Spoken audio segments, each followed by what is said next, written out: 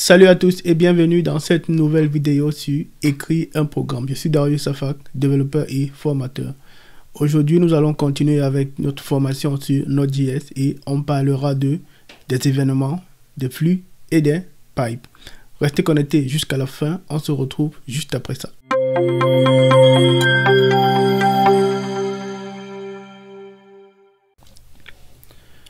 Un événement dans Node.js est un signal envoyé par une source de données ou un élément du système indiquant qu'un certain état ou changement d'état s'est produit.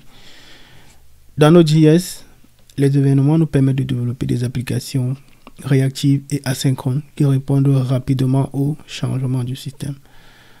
C'est-à-dire quand on a une mise à jour, que ce soit des données, que ce soit d'un flux, alors un événement est publié, ce qui permet à l'application de faire un autre traitement. On va le voir dans la phase de pratique de ce tutoriel. On a différents types d'événements qu'on peut mettre en place. Il y a des événements personnalisés qu'on va voir dans la phase pratique. Des événements de requête et de réponse HTTP. Donc le module requête, le module HTTP qu'on a vu dans une précédente vidéo est également structuré, utilise également les événements. On va voir comment on peut développer notre serveur, cette fois en utilisant les événements. Et les événements de flux, on en parlera aussi dans la phase réservée au flux. On verra comment on peut ouvrir un flux, écouter sur un événement et puis réagir à un changement d'état. Voyons à présent comment fonctionnent les événements de façon pratique dans Node.js. Alors, il y a un module préexistant dans Node.js qui s'appelle Event. Donc, vous savez comment déjà naviguer dans la documentation. Donc, on vient dans la documentation, on choisit la version correspondante à notre version de Node.js et il y a un module là qui s'appelle Event. Donc, il est là. Il possède une classe EventEmitter qu'on va utiliser qui est un ensemble de méthodes. Voici comment on l'importe dans le système. On peut définir une classe temps afin de créer les objets à partir de cette classe-là. Et voici comment on écoute sur un événement et on publie là. On va voir comment mettre ça en pratique dans notre application. On va commencer par créer un fichier à .js. On va importer notre classe, notre module event. Ensuite, on va créer une instance de cette classe qu'il s'agit d'une classe EventEmitter. Ensuite, on va écouter sur l'événement hello et on va réagir à l'aide d'un callback lorsqu'on recevra cet événement.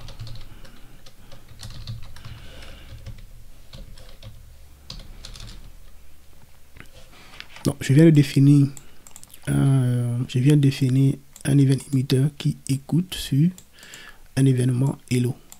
Maintenant, je vais publier un événement que je vais appeler hello afin de déclencher déclencher ce listener. Je vais ouvrir ma console, je fais node app.js comme on sait le faire pour démarrer mon application. J'ai bel et bien hello world event. Donc j'ai publié le message, j'ai publié cet événement.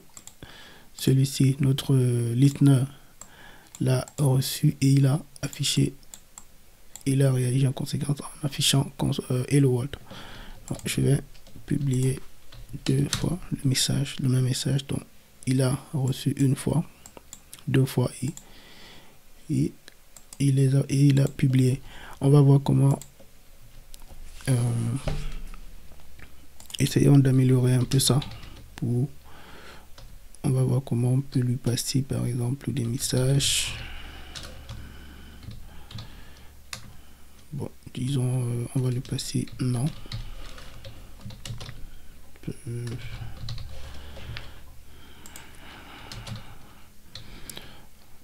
on va lui passer deux noms. Donc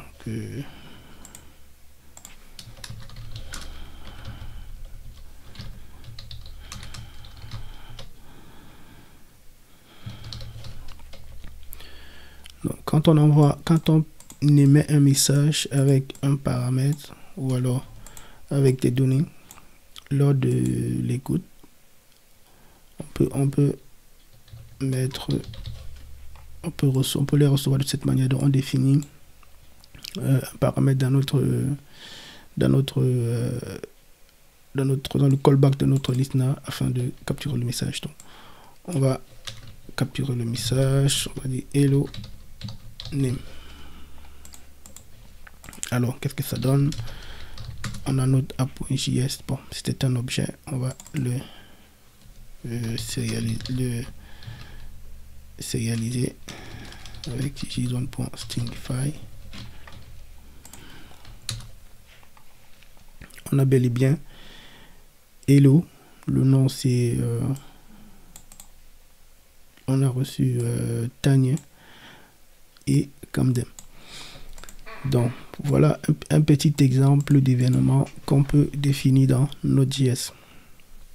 On va voir, voyons maintenant comment est-ce qu'on peut mettre en place un événement personnalisé un peu plus évolué, c'est-à-dire qui va écouter pendant que notre système est en cours de traitement, réagit à différents événements qui lui seront envoyés. Comment est-ce qu'on va faire ça? On va effacer ceci. On va définir une boucle.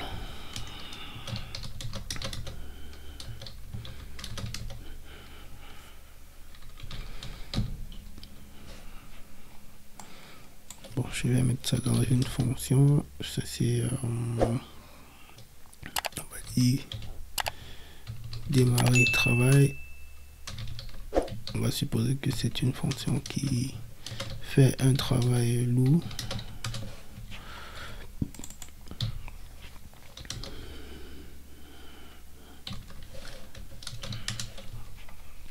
Alors, qu'est-ce qui va se passer? On va dire si le résultat de la division de i par 1000 est égal à 0, alors on publie un événement.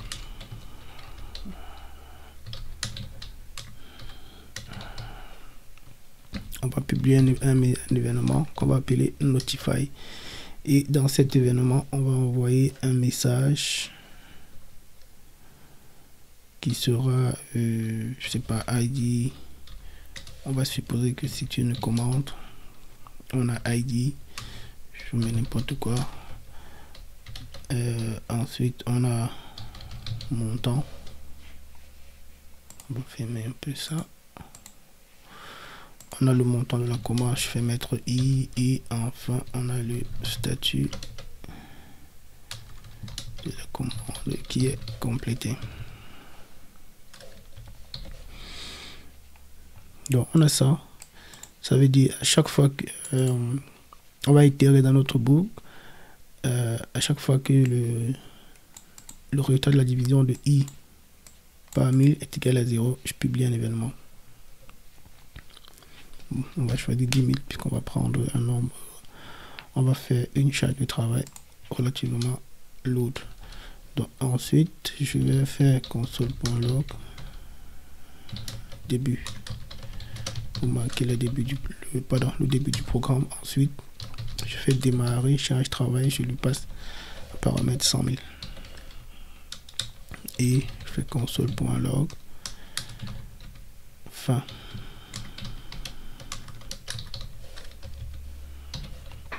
Donc là j'ai défini une charge de travail qui va envoyer, qui va émettre ou alors publier des événements pendant son traitement. Maintenant il faut que je définisse des listeners. Je vais faire un point on notify. On va recevoir un paramètre des données. Je fais console.log. On va dire notifier utilisateur. ou alors notification tout simplement, et on va passer on va afficher les données qu'on a reçues. Donc qu'est-ce qui se passe?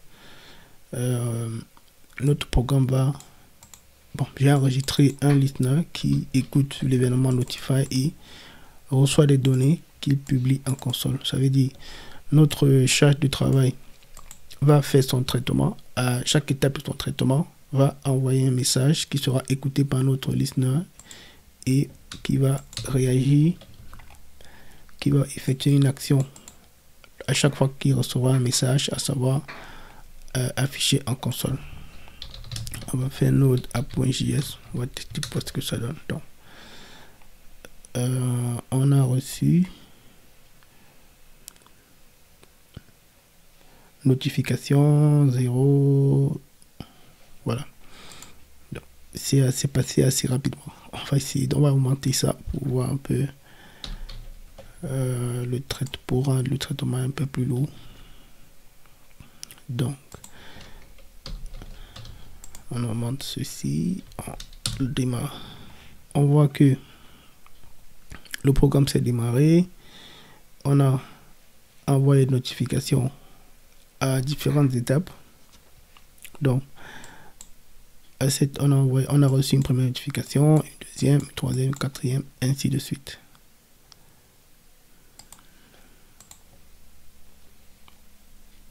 Bon, on va simuler ici, on va rajouter une opération dans notre charge de travail pour la rendre un peu plus on va dire un peu plus lourde. On va par exemple écrire dans un fichier. Pour cela, on a besoin de notre module fs.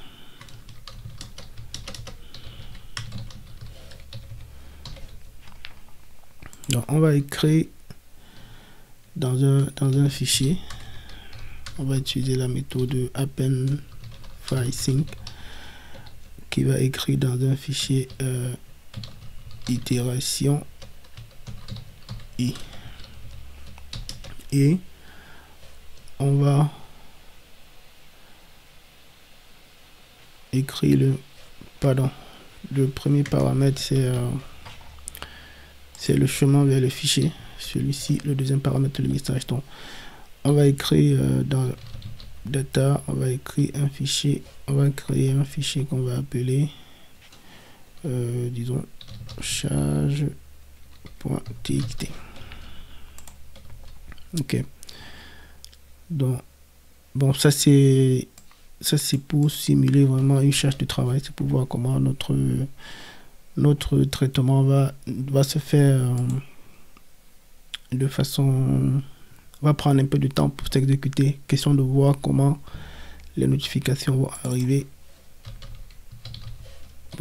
les unes après les autres, que ce soit aussi rapide. Alors on va tester ça. On fait node app.js. Qu'est-ce qu'on a? On a notre première notification qui arrive, la deuxième, troisième, quatrième. Donc notre charge de travail continue, mais à chaque étape ou alors au fil de son évolution, émet des événements qui sont reçus et notre listener réagit en conséquence. Ok.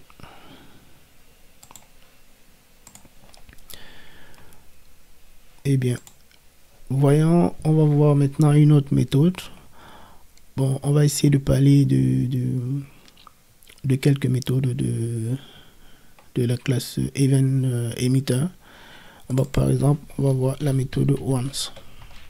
Cette méthode permet d'écouter un événement une seule fois. Par exemple ici, quand on a publié plusieurs messages dans le même plusieurs événements avec différents messages, et notre listener l'a écouté. Donc c'était le même événement mais avec différents contenus. Maintenant, si on veut que ce listener-ci ne réagisse qu'une seule fois lorsqu'on publie le message, alors on utilise la méthode once. On va tester ça. Donc on s'attend à ce qu'il ne réagisse qu'une seule fois au message, puisqu'on a dit qu'il écoute, il écoute le message de l'événement qu'une seule fois. Donc, il a déjà publié l'événement, le premier événement qu'il a reçu. Maintenant, tout le reste ne le concerne plus, il ne réagisse plus. Okay. Il a réagi qu'une seule fois. Bon, voilà une méthode qu'on peut utiliser si jamais on veut définir un listener qui n'écoute qu'une seule fois. On peut également définir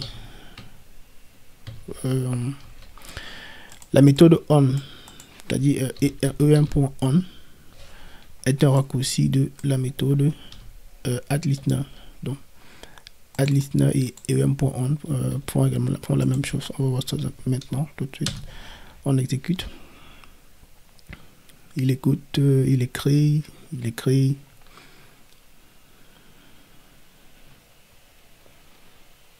Donc on voit que le comportement est le même.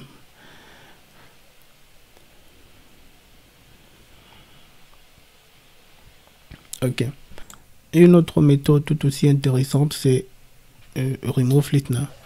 On va voir comment on peut supprimer un listener dans un listener qui est en écoute avec la méthode remove listener. Donc c'est comme ceci. On remove listener qui prend en paramètre le nom de l'événement et le listener. Dans notre listener ici, on l'a défini comme une fonction callback. On va lui donner un nom pour pouvoir le supprimer. Donc ça, c'est la syntaxe ici est pareil, sauf que là j'ai séparé le listener qui est une fonction callback. Je lui ai donné un nom pour pouvoir l'utiliser après. Donc je définis le listener et je le supprime juste après. Donc on s'attend à quoi? On s'attend à ce que en console qu'il n'y ait aucune notification reçue. Donc on fait un node app.js.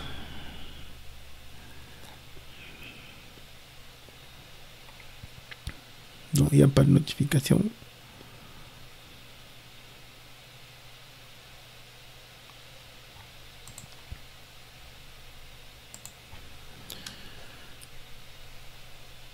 Début et fin, ok. Une autre méthode tout aussi intéressante qu'on va voir, c'est console.log. On va compter le nombre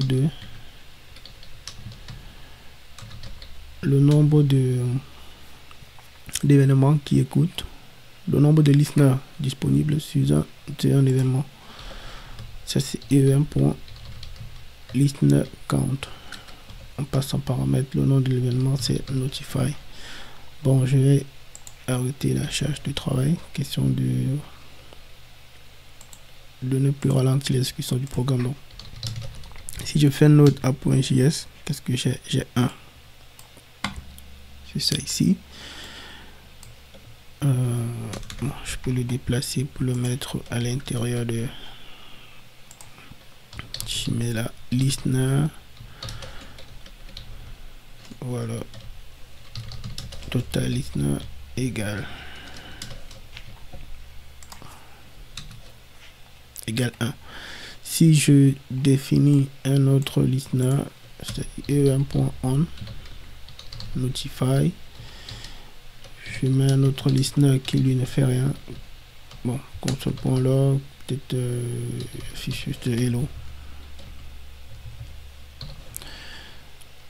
Non, on a un premier listener, un deuxième juste en dessous. Donc on s'attend à avoir deux listeners. Total listener 2. Ok, la documentation est assez fournie. Donc on a toutes ces méthodes, on peut les retrouver ici. Voici par exemple les méthodes qu'on a vues: remove listener, add listener, emit. On peut aussi, voici once qu'on a vu, on peut supprimer une liste de listeners. On peut définir le nombre maximal de listeners. Donc on a un ensemble de méthodes comme ça qui peuvent être utiles en fonction de notre besoin. on a tout simplement à venir et s'en servir. Voyons notre exemple dans lequel on peut utiliser les événements dans le cas d'un serveur HTTP. On va renommer ceci. On va créer un autre fichier app.js.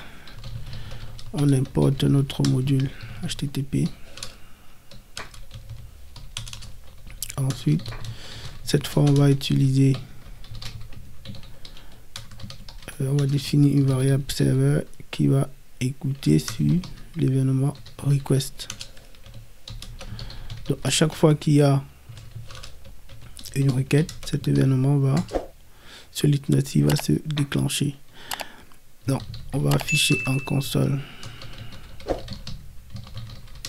nouvelle requête et on va afficher l'URL de la requête. Ensuite,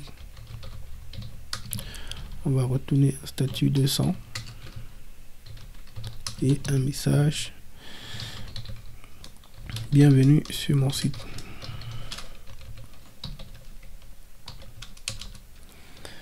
On démarre le serveur, il va écouter sur le port 5000.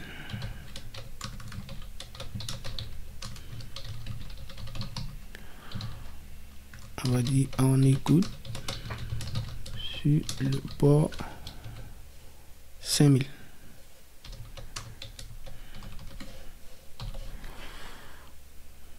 On va fermer un peu ça, on va qu'ils en aura un peu d'espace. Ok, on va ensuite ouvrir notre terminal, on fait node app.js. Notre serveur en écoute sur le port 5000. On va ouvrir notre navigateur. On va sur localhost.5000. On a bienvenue sur mon site. Si je mets n'importe quoi puisqu'on n'a pas défini les routes. Alors, qu'est-ce qu'on a en console? On a nouvelle requête. C'était la page d'accueil. On a cette URL à laquelle on a accédé. On a cette autre URL. Donc, voilà comment on peut mettre en place un serveur web en utilisant des requêtes HTTP. Donc, il y a d'autres événements auxquels on peut écouter. Par exemple, lorsqu'il y a une erreur, on peut réagir en affichant un message.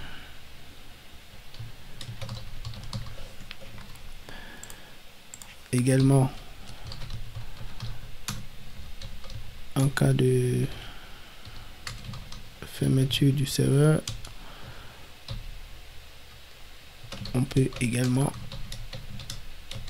écouter sur le message. On peut également réagir à la suite du message. Donc voilà comment on peut tirer parti des événements pour mettre en place un serveur HTTP. Voyons maintenant comment on peut l'utiliser cette fois pour la lecture des fichiers. On va une fois de plus renommer ce fichier-ci.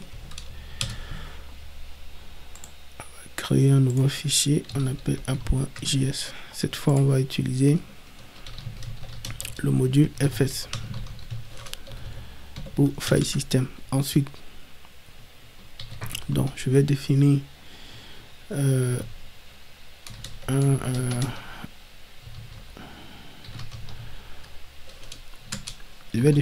un flux.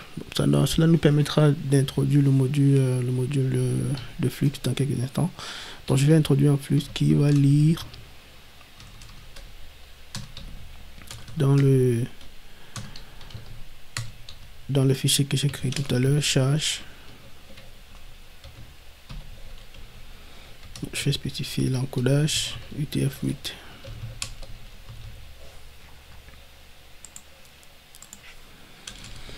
Alors, je fais lorsque de nouveaux éléments sont publiés dans le flux, l'événement lorsque de nouvelles données, autant pour moi, sont disponibles dans le flux, alors l'événement publié, c'est data. Moi, je vais écouter sur cet événement et je vais récupérer cet événement en paramètre. Récupérer autant pour moi les données envoyées en paramètre. Donc, un test qu'on peut faire, c'est afficher cet élément en console, mais si on le fait, il va afficher vraiment beaucoup de données en console parce que charge de travail contient beaucoup de données. Donc, ce qu'on va faire, c'est on va écrire dans un autre fichier. Donc, fs.appendFile.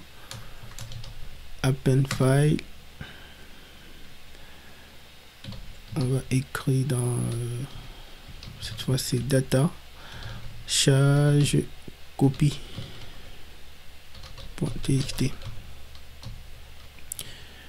La donnée à écrire c'est chunk. Bon, bien entendu, il y a une fonction de callback, donc je vais dire peut-être écriture dans le nouveau fichier. Donc, écriture dans le nouveau fichier. Ok. J'ouvre mon terminal. Bon, je vais stopper le serveur avec CTRL-C et je fais node app.js. Donc, c'est passé assez rapidement. Donc, on a écrit dans le fichier. On va vérifier ça. On a data, on a charge travail copie. Donc, voici le nouveau fichier. Donc, on vient de voir là comment on peut mettre en place. On peut faire la copie d'un fichier vers un autre en utilisant les streams et les événements.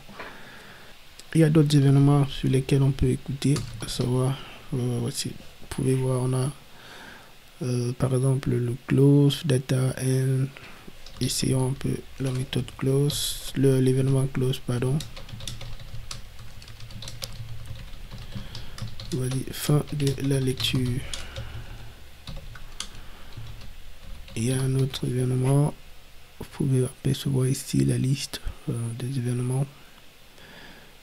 En erreur par exemple, si jamais il y a une erreur,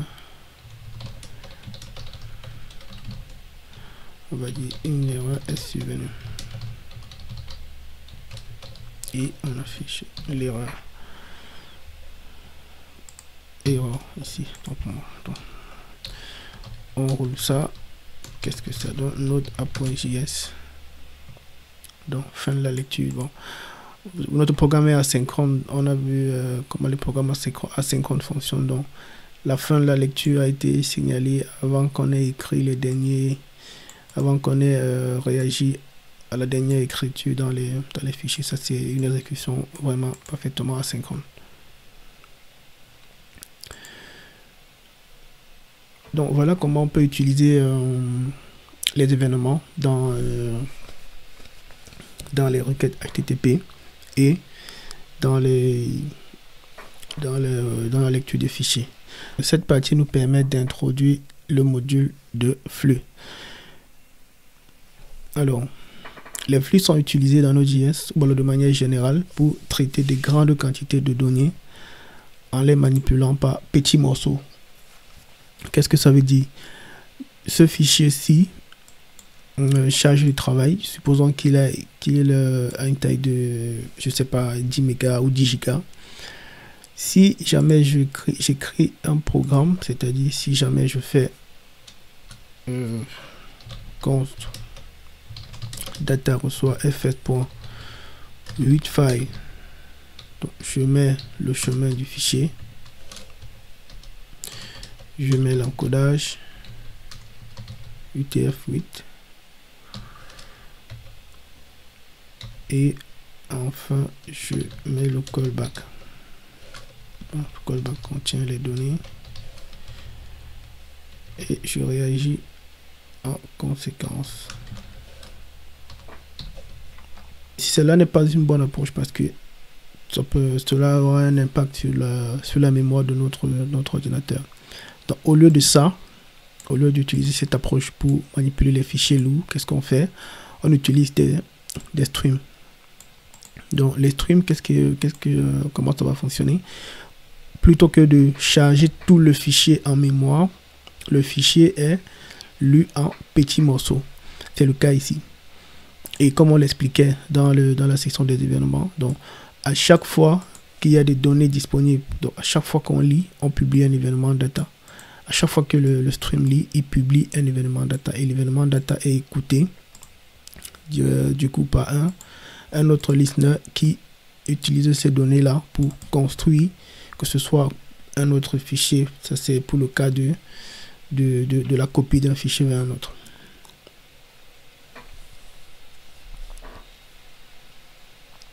Ok. Voyons comment on peut utiliser les... Donc, on a déjà vu, on va supprimer ça. Voyons comment on peut utiliser ces streams-là au niveau d'un serveur HTTP. Donc, on va renommer ceci, qu'on va appeler app, je sais pas quel nom on est, 8. Ok. Je crée app.js.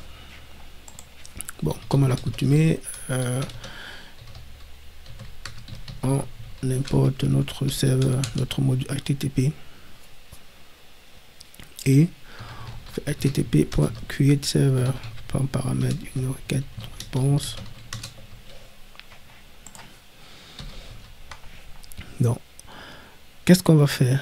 On va rendre à l'utilisateur, ou du moins on va afficher au niveau de l'utilisateur le contenu de charge.txt.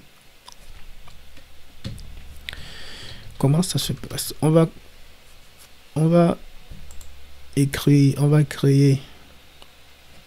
un stream de lecture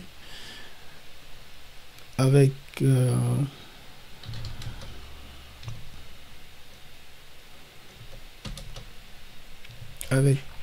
bon, comme on l'a vu précédemment, fs, on va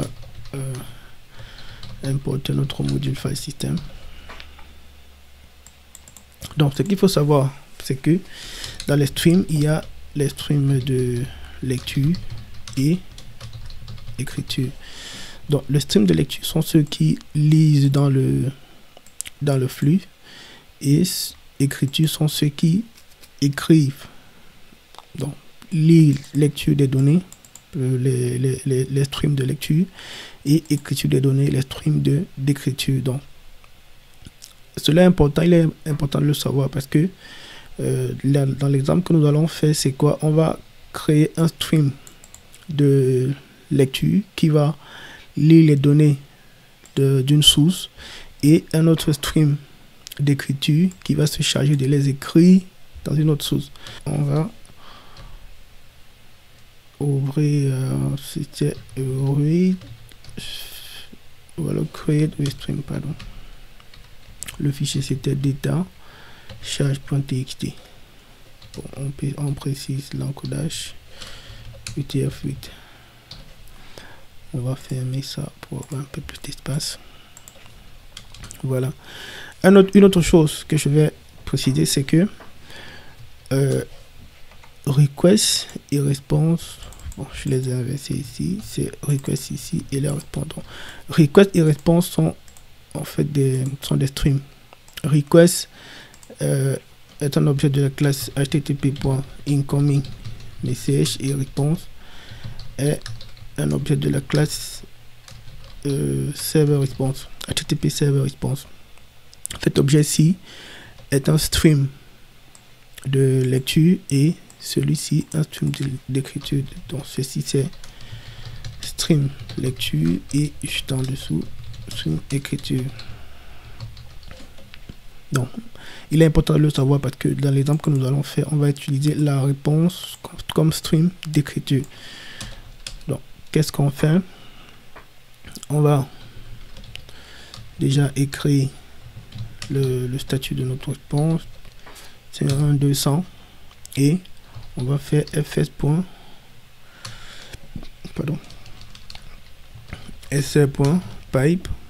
et on va passer réponse. On va dire que notre serveur écoute sur le port 5000.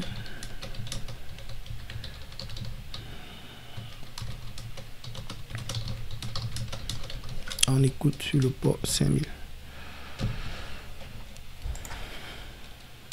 Ok. On va ouvrir notre terminal. On exécute Node app.js. On écoute sur le port 5000. Donc, on va tester ça. On va sur notre site. Qu'est-ce qu'on obtient? On obtient le contenu de notre page, de notre fichier chargement.txt. Donc, qu'est-ce qui s'est passé? C'est que on a ouvert un stream de lecture ici sur la source charge.txt et on a utilisé la méthode pipe qui permet de connecter deux streams, à savoir un stream de lecture et un autre d'écriture, afin de pouvoir lire et écrire les données immédiatement. On aurait pu le faire autrement, de cette manière-ci, en faisant sr.onData, c'est-à-dire à chaque fois qu'il y a des données qui sont disponibles, on va écrire sur la, on va écrire au niveau de la réponse.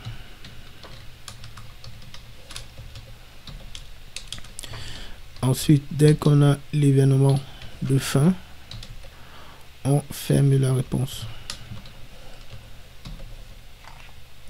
Ok. On va démarrer notre serveur.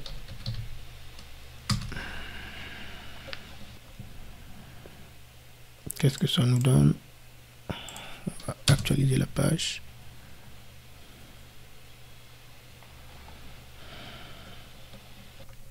On va voir, il y a une erreur.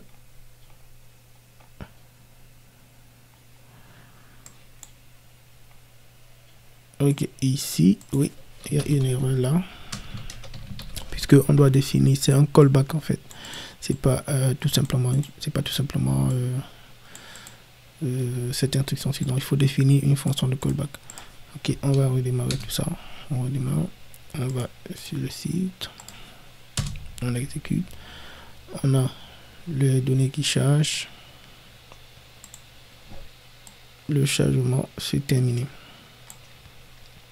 Donc, qu'est-ce qu'on observe, qu'est-ce qu'on constate, c'est que la méthode pipe nous permet en fait de nous raccourcir ce traitement-ci en connectant directement deux streams, le stream de lecture et le stream d'écriture. Donc, on fait rs.pipe response. Donc tout le code qu'on a écrit précédemment est tout simplement simplifié en utilisant ceci. Donc voilà comment on peut, ceci n'est pas là, voilà comment on peut se servir des streams pour manipuler des charges de données de grande taille. Donc là nous avons fait un exemple sur un fichier texte. Ça aurait pu être une vidéo par exemple pour le streaming. Donc au lieu de charger complètement la vidéo et de retourner dans la réponse, on peut se connecter à un stream et écrire et renvoyer les données au fur et à mesure que celles-ci sont disponibles. Avant de conclure, nous allons voir un autre exemple d'utilisation des streams pour la manipulation des fichiers. Donc je vais fermer ça. Je vais créer un autre fichier dont je vais renommer ceci app9.js. Je crée un autre fichier app.js. Donc je vais montrer, on va faire un exemple dans lequel on va effectuer la copie d'un fichier vers un autre. On va commencer par importer notre module fs. Ensuite on va créer deux streams. Le stream de lecture,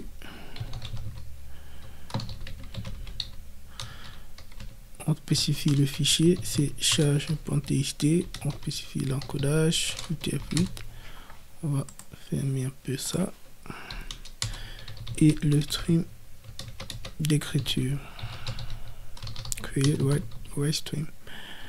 il est créé dans un fichier qu'on va appeler charge. Bon, tout à l'heure on a créé charge copie, donc on va créer autant pour moi un fichier charge copie 2.txt.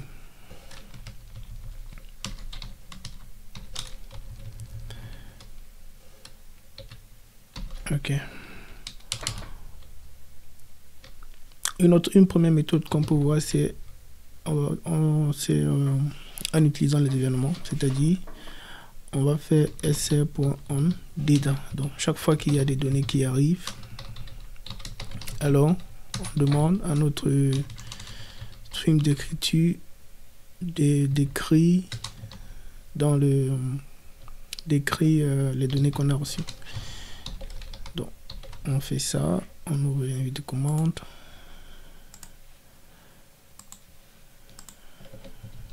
On fait node app.js. On vient vérifier, on a dans data, on a bel et bien un fichier charge copie de texte. Donc, on a fait la copie, on a copié ce fichier aussi vers charge copie 2. Donc, on va juste renommer ça txt.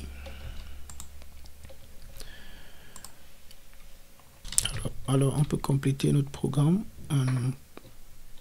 en écoutant également sur l'événement de fermeture du stream de lecture et fermer également notre stream d'écriture comme ceci.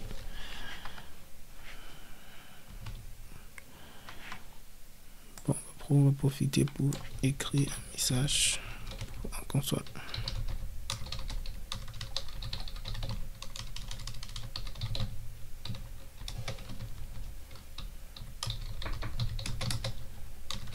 Fermeture du flux. Ok, qu'est-ce que c'est là? Node app.js.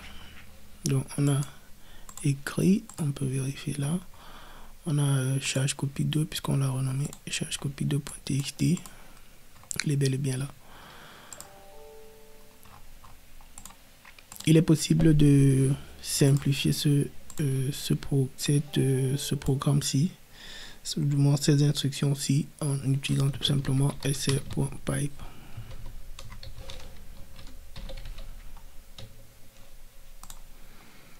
On affiche terminal, on exécute notre app.js et bon, on va renommer pour voir, on va changer le nom du fichier pour voir comment le nouveau fichier sera créé. On l'exécute, on revient là. On a bien et bien charge copie 3 qui a été créé. Donc voilà comment on peut utiliser les streams pour manipuler le fichier. La documentation, l'événement, il y a un module pour les streams. Lui, il est disponible là.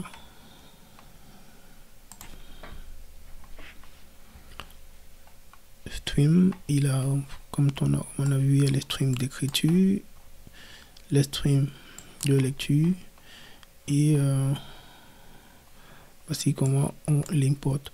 Il y a d'autres trucs, il y a d'autres types de streams, notamment les duplex qui sont à la fois écriture et lecture, et les transforms qui sont des duplex qui peuvent modifier les données telles que quand elles sont écrites ou lues. Donc pour plus d'informations, vous pouvez parcourir la documentation. Vous allez voir les différentes les explications plus avancées pour en fonction de votre besoin. Si en fonction de votre besoin, vous trouverez des informations qui vous aideront dans pour l'implémentation. Ça sera tout pour cette vidéo. Je vous remercie de l'avoir suivi jusqu'à la fin. Dans la prochaine vidéo, nous parlerons de Express.